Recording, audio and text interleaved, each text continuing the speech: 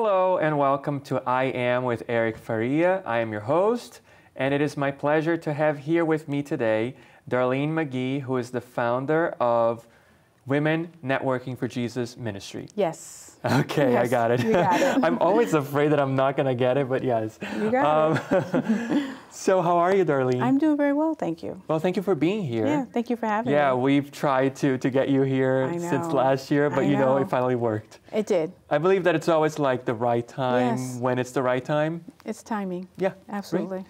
So let's begin by talking about your ministry, the work that you do. What is it? How does it help people? Okay, well, it's Women Networking for Jesus. It's an organization that I founded in beginning of 2004, 2005. Yeah. And it's about women coming together from all different nationalities, all different race, religious backgrounds, coming together and really encouraging one another and uplifting one another. We all going through so many different challenges through our life, Right. and so it's a group of women that just come together and just love on each other, encourage one another, uplift one another. It's amazing. So. Yeah, no, I can only imagine. So you've been doing this for 13 years now, right? Yes. Over 13 years. Over 13 years. And where did you get the idea from? How did it start? Well, you know, that's a good question because growing up, I was an introvert. So I really didn't have many friends. And one day I was just led to just start a women's group. And it just evolved around that. And it started, you know, just a group of women, a small group of women coming together. And well, actually, to be honest with you, I worked in New York City, and my company took me to, or sent me to a business meeting, a roundtable. And as I was sitting there, I said, wow, this would be really great for women to come together and talk about their issues. So that's how the idea started. And then I was like, oh, okay, we'll have a roundtable for women, all different backgrounds, all different, like I said, races and religious backgrounds come together and talk about the issues that we encounter. So that's how the idea started. So that's how it started. Yes. And how long ago was this? That was a while ago. That was Okay. Yeah, that was a while ago. That was like I guess 2004. Okay. Yes, that's when the idea started. All right. Yeah. But did you have, before 2004, did you already have like maybe a thought about doing something like that? No, not at all. Talk to someone about it? No? Not at all. Really? Yeah. I find it so interesting. Yeah. So what do you think was like the thing or the event that happened? Was just that roundtable that you went to?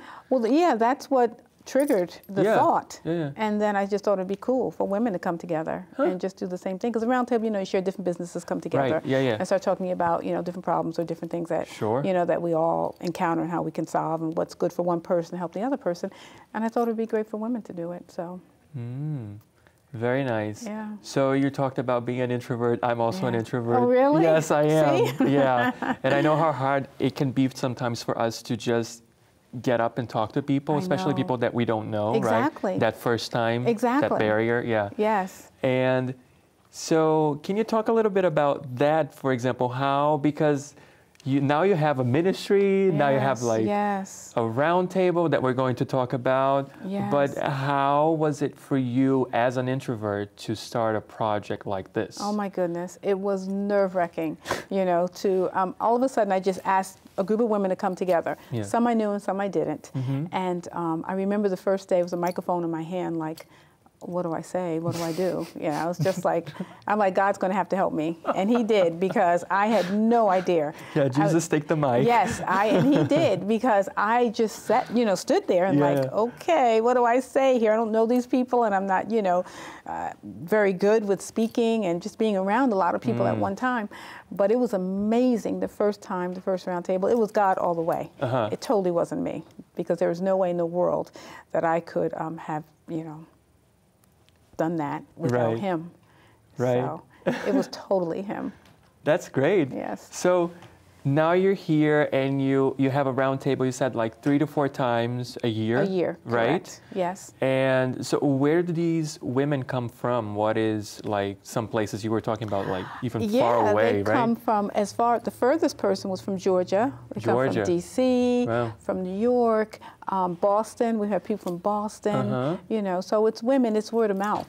So women, you know, of course we do advertise on Facebook or whatever, but it's, you know, people come from all over. I'm surprised, amazed at what God does, because it's really, you know, it's really amazing to have all those women together and everyone talking and everyone sharing. There's a lot of tears, there's a lot of laughter, you know, and I always tell everyone, you come and you don't know everyone, but when you leave, you will know everyone. And it happens all the time. I mean, there's connection, there's networking, there's cards given out, and people, you know, after the round table's over, there's still connections. That's awesome. And it's what it's all about, right? It's communication, it's connection, it's relating to other human beings who might not necessarily look like you or have the same history as you. But there's always that humanity that connects all of us. And that's what's important, you know, because we all have something in common, you know. So true. And we all going through different things. We all have different stories, you know, and so it's good to share and help each other. Yeah, I heard a quote once that it said something to the line of, I'm paraphrasing here, but it said something along the lines of, it's impossible to hate someone when you know their story. Yes, I like that. Right? I like that. Yes. It's true, and it's good. Like, I'm also, which I didn't mention to you, writing a book. Oh, you are? Yes, I'm writing a book. And the name of the book, the title is Everyone Has a Story. Oh, and basically, it's different authors throughout, you know, United States. I've called and asked people if they had a story to share. So it's comprised of one book, but different stories. You know, everyone has a story. So true. It is. It's so true. It is. So you said that now you're also expanding. You're going to other states, creating. Talk a little bit about that. What the goal or the vision is to have a chapter of Women Networking for Jesus in each state. You know, one in, you know, Connecticut, New York, Alabama, California, you know, throughout United States, and then come together for one big conference at the end of the year. Like every year, right? Yeah, every year come together. That would be and great. Also networking. I mean, can you imagine how many women that will be? Everyone, you know, in a room networking and, you know, and just getting to know one another and sharing and encouraging. You're going to have to like rent a convention center or something. Oh, yeah. Absolutely. Absolutely. It's going to be amazing. So that's what we're in the process of doing now. That's so great.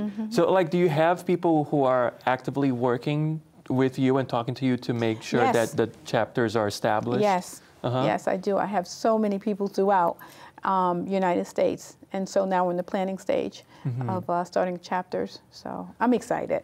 Yeah, no, it sounds amazing. Yes. So before we go, like, why is this important to you? Why is the ministry something that you are passionate about? Well, you know, so many women are hurting, men too, don't get me wrong, but so many women are hurting, you know, depression, you know, just insecurity, you know, just different things that we encounter.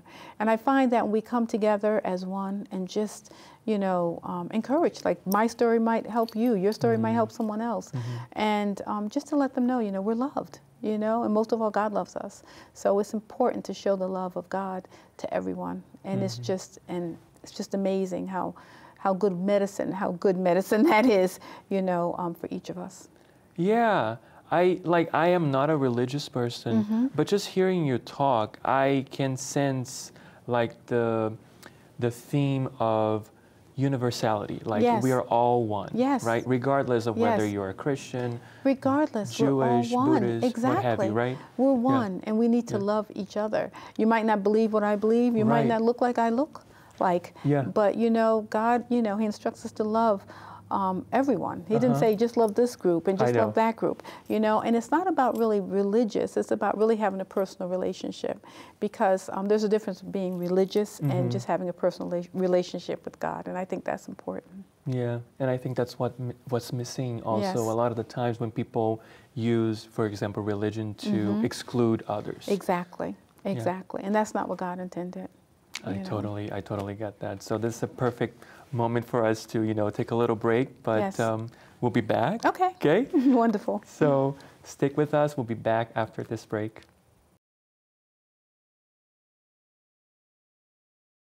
And welcome back to I Am. I'm here once again with Darlene McGhee, and I'm just going to jump in and continue our conversation. Awesome. So, Darlene, you also have a radio show, yes. right? Yes. Can you talk a little bit about the radio show? Okay, yes. The radio show is Women at Working for Jesus. It's an extension of the ministry of the roundtables. So I think back in 2000, right around the first roundtable, when I told you I was nervous for having the mic in my hand, well, I said, oh my goodness, we should bring this on the radio. And a lady that was in the audience, she said, oh, I know a radio station. I'm like, really? You know, and I didn't think any more of it. You know, I just felt that God just like told me that, like, you know, to have this on the radio. And then a week later, I was on the radio. Really? Yeah, she that went fast? there, she called, and they called me down to speak with me, and next thing you know, I was on the radio. So basically, it was wild. Yeah. But we talk about different topics. We pick a topic and we talk about topics. Right. We have callers call in, nice. And we have people from all over, you know, since you can listen to it on the internet. Yeah. And we have Which people makes all over. things so much easier, right? Yes. Because you don't have to be in the area. You can listen from anywhere in the United States. Yes. Yeah. And people call and they, you know, they have questions or they have comments or they have things that they're going through, and we pray for them and just encourage them, you know. So I really love it. It's every Friday at 6 to 7. Nice. So yes. So it's definitely a godsend. So what is it, how is it different for you doing the radio show and having the roundtable? How do the two of them like complement each other, or how do they differ from one another? Well, I guess because the radio show, you know, behind the scenes, you know, I'm not really physically there, and we reach so many more people. You know, it's just, you know, wherever, you know, anyone wants to listen, they can tune in. The roundtable is nice because it's, you know, I can see people and, you know, hug people and love people and, you know, encourage them, you know, face to face. But the roundtable, I love the roundtable because I meet so many new people and I have so many new friends. It's all about networking. Right. And they call me the queen of networking because I love to network. And the radio, I can reach so many more people. Right. So that's the difference. So, and I was just talking to you like earlier before that you should do a podcast. Yes, yes. I mentioned because oh my goodness, yes. It's such a good idea. Like for this show, I hear people when they watch on LMC TV or on YouTube, and then sometimes people don't have the time to sit down and watch, but they can just, you know, listen to it on their phones. Well, thank you for that, because I'm definitely going to look into that. I think that would be great. Yeah, no, I think you're on your way, and you're going to be wonderful. Able to do it like very easily. Thank you. So I would like to actually ask you about your journey, like your history, how you got involved with like the community, in this sense, like the Christian community, how you decided to actually do something for the greater good. Well, like I said, it just came to me. And a person like myself who was an introvert and didn't have many friends growing up. But like, did you go to church? Were you involved? I didn't grow up in church. No? Okay. We went occasionally, but I didn't grow up in church. I read the Bible like every night from 9 years old. And my mother was like, oh, you know, read the Bible. But you weren't going to church? No, I wasn't going to church. I just took it upon myself to read the Bible. From front to back, like for years and years. Wow. And then I guess it's a dense book for a 9-year-old. Yeah. It was. But I just read it, and I just wanted to have a relationship with God at that early age. And then I guess maybe 15 years ago, I started really going to church regularly and started praying, and I felt like God was giving me directions to do things. And I'm like, a person like me to be, you know, to have such a calling to be in front of women and talk and encourage, you know. But I'm like so totally different than when I was then, you know, as far as being an introvert. And the way I love people, and I just love encouraging and loving and meeting new people. So it's all God, because it definitely is nothing I could have done in my own strength. Right. So, so what do you think are some of the issues that women still face today, like in the year 2018, that you would think it wouldn't be the case, but that it still happens? There's a lot of depression going on. And I had depression growing up. So that's really my testimony of depression. You know, so many of us are depressed about one thing or another, you know, and just trying to really talk about it. It's nothing to be ashamed about, you know. It's something that a lot of us are experiencing. Sure. And that seems to be a big thing right now. Depression, insecurity, you know, self-worth. You know, a lot of women don't think they're worth this, or they don't look what they, you know, want to look, and don't have the things that they want to have. And it all creates depression. A lot of it leads into depression. Yeah, so, anxiety also, yeah. right? Oh, yeah. anxiety. Yeah. That's another thing, anxiety. Yeah. So that seems to be a lot of what's going on right now. Not all what's going on, but the majority of, you know, and just to let them know you're loved. You know, you are really loved. You know, I love you. God totally loves you. You know, let them know they're not alone. A lot of people are dealing with, you know, being lonely, you know. So it's just really just breaking down those walls. Yeah. And just letting them know, hey, you know, I've been depressed. I've experienced, you know, you're not. How were you able to, you know, get better or get out of the depression? Well, you know, it was a long journey. Yeah, it is a cycle. It was a long journey. You know, my mom passed away, then my father passed 3 months later, and then a brother passed, and you know, and I felt like I was all together to one another. All within months from one another. Wow. And it was just, and I'm the youngest of 5, and it was just so much for me to deal with, and so I went into, you know, went to seclusion. You know, went into that black hole. You know, really didn't want to come out. You know, and I felt like my life was over.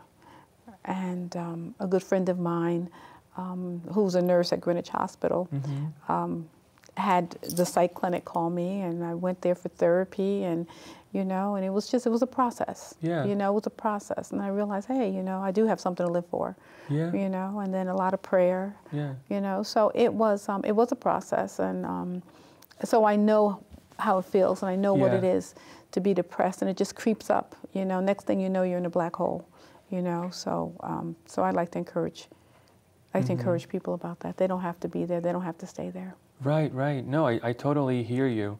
So you think it was a combination of you going to treatment and also your faith? Yes. Right? Yes. The two of them together. Absolutely. For what actually brought you out of that dark place. Exactly. Yeah. Exactly. Yeah, I feel like it's so important for us to have something bigger than ourselves. Yes. Right? Yes. Because sometimes life can get you so like crushed, and things happen. That's in your case, you know, you had like 3 major losses in your life within months of each other. Yes. And it gets, you feel like you don't have anything to live for. Nothing to live for. There's nothing, and no hope. And no hope. And that was important because I didn't realize it, but I didn't have hope. You know, and hope is so important to have, and that's something else that we try to encourage women with hope. Because if you don't have hope, you really don't have anything. You know, so. I totally hear you. Wow, this is so powerful. I actually need to sit with this for a minute. But I want to continue this conversation. This is fascinating. And yeah, so for everybody watching or listening, we'll be back after this break. And welcome back to I Am here today with Darlene McGhee once again. So we were talking about, you know, issues that women face, and we were talking about depression. And I mentioned to you on the break that my grandmother was bipolar, so I saw firsthand, like many times, you know, her having episodes, and for over 40 years she dealt with the bipolar disorder and the depression, the anxiety, all of that. Yes. And you were talking about how there is this stigma, right? Because you said it was both your faith and treatment with a psychiatrist that helped you. Absolutely. Right? Absolutely. So could you talk a little bit about that? Because I feel like sometimes, especially people who are religious, there is that stigma or fear of the unknown, of like actually talking about it or seeking treatment. Yes, and that is so true, Eric, because especially in the church and in faith, I think it's like it's taboo to talk about. You know, don't talk about it. You know, God will, you know, help you, and He will. But you have to come forth and, you know, also do your part. And it's nothing to be ashamed of. You know, it's something that we need to bring forth and up to the, you know, forefront and really talk about. And you don't know, it could be someone sitting right next to you in church. It could be someone, whoever, you know, if you see them isolating themselves. It's important to find out what's going on. You know, if the lady in my life, my friend, if she didn't, you know, call the doctor and just try to help me, my goodness, where would I be? Right. You know, so I thank God, you know, that she was able to, you know, reach out to you and be like, I have something that will help you. Exactly. Yeah. And so it's important that we know that it's not taboo. It's not something to be ashamed of. Right. You know, if you're feeling, you know, lonely, if you're feeling blue, if you're feeling like you're in a hole, you can't get up at night, it's, you know, seek help. You know, pray, of course, but also seek help. And God will lead you to where you need to go.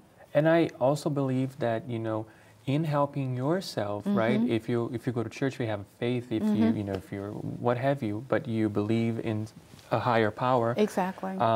I also believe that you have to do it for yourself as well, right? Exactly. Because I don't think that any God or, you know, like deity would want you to be at your worst. Exactly. Right? Exactly. Absolutely. Yeah. You know, that's so important to know, okay, listen, I have a problem. I need help. Yes. You know, and it's nothing, you know, it's not embarrassing to ask for help. No, it's not shameful. It's actually, exactly. It's not shameful. No. You know, we all need help one way or another. And if you're feeling depressed, you know, that's why there's so many suicides and, you know, and things, because it's taboo, or it's just, you know, it's a and stigma. People still don't want to talk about it. You know, they don't want to talk about it. So I think it's important to talk about and realize you're not alone. You know, there's so many other people that are dealing with the same thing. Exactly. And that's important. You know, if you don't say anything, you'll never know what other people are, you know, also going through. So it's important. For sure. For example, just going back to my grandmother, I learned so much because we dealt with the, you know, the bipolar disorder in this case, face to face for so many years, and you see the signs, you see in other people, you notice that they're like, oh, they're a little too hyper right now, or they're very secluded and depressed, because it was, you know, it was the two polars, right? So it's and sometimes there are people who apparently you look at them and you're like, oh, they're fine. Oh, yes. Like my family said, oh, you're fine. No, I wasn't fine. You know, oh, you'll be fine. No, really, no, I wasn't. You know, so it's not something to hide or, you know, brush underneath the carpet. It's something that we need to deal with. And more people are being diagnosed with it because they're seeking help. So, you know, it's important. Yeah, for sure. I totally agree. So, Darlene, I would like to ask you a few like rapid fire questions. Okay. So yeah, it's just I'll say something and you tell me what comes to mind. Okay. Okay. So, what is community to you? Community is group of people that love one another, come together, and work together with unity. Community is unity to me. Nice. What is your faith to you? My faith is everything to me. I mean, my faith is I'm a Christian. I believe in the Lord Jesus Christ, and but I also have a personal relationship with Him, which means, you know, what do you mean a personal relationship? Yeah. You know, what do you mean by that? It means that I pray, I speak to Him like I'm speaking to you. You know, it's not something I just, you know, talk about as if, you know, I don't know Him. I know Him in a personal relationship, which means I read the Bible. I praise Him, I pray, I talk to Him as if I'm talking to you. You might not hear Him, you know, might not talk back, but, you know, sometimes He does in the spirit, you know. So it's, that's what it is. It's love. It's love. It's love. Yeah, that's and that was actually my next one. What is love? Love is Jesus. Love is God. Love is, you know, and love is so important. You know, how can I love myself? How can I love others if I don't love myself? You know, Preach. I have to love yes. me in order for me to love you, and just not say it, you know, but really show it and really mean it. Yes. You know, really mean it, because it's an emotion. You know, it doesn't matter how you look, doesn't matter where you came from, doesn't matter what you believe. I love you in spite of. Oh wow, that's very powerful. How do you think that we can begin to, you know, have the lines of communication open again? Because I feel like sometimes, you know, if you turn on the TV or if you watch the news, it seems like the world is in chaos. Yes. And people are ever more divided. They are. Right? They are. And I feel like, didn't we deal with this like 50, 60 years ago? Yes, yes. Why are we still talking about it? I know, right? You're absolutely right. Still, yeah. we're still talking about the same things. Right. And I think this is where communication comes. You know, listen, not only talk, but just listen to each other. You know, and really listen with an open ear, not with just, oh, I hear you, but no, I really hear you. Yeah, and I really see you. And I really understand. I might not agree with you, but I understand where you're coming from. And if we could come together and unite. See, we're so divided, just like you said. I just feel like there's no unity. And I think it's so important to be united, because there's an old saying, united we stand and divided we fall, you know. And really, we're all one. You know, we're just, and look at each other in that manner, and not look as the differences that we see on the outside. Right. You know, but just realize we're all one. Exactly. I could not agree more. Really, I could not agree more. So, before we go, is there anything that you would like for people to seek out? I always ask my guests if they have like a book, a piece of art, you know, maybe music, right? That you would recommend that people go out and seek and experience for themselves. Even maybe your show, right? Yes, exactly. You can tune into my show, and also, you know, it's, for me, it's the Word, it's the Bible. You know, I find peace in that. You know, sometimes I don't understand it because it's the way that it's written, you know, but there are so many different versions of it, you know. Interpretations means the same thing, but it's just in our language where we can understand it more, you know, and just, and I pray a lot, and just, you know, believe. My faith is very important to me, you know, and that shows me, it gives me